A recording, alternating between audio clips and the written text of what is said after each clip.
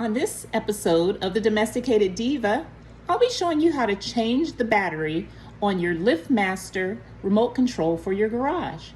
First thing you want to do is make sure you have a replacement battery. In this case, it's the CR2032 battery.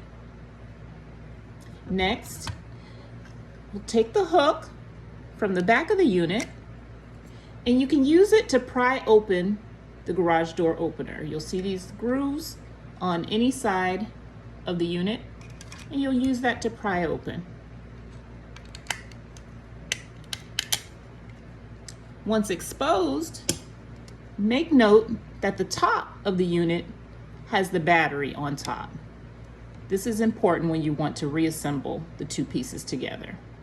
Next, you'll just want to remove the existing battery. Again, you can use the tool to do so. Pop that out and replace it with the new battery.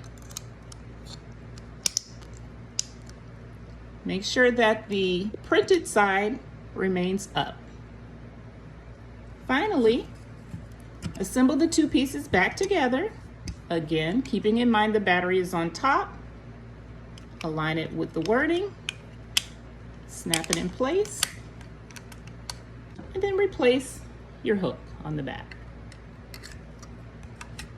And there you have it.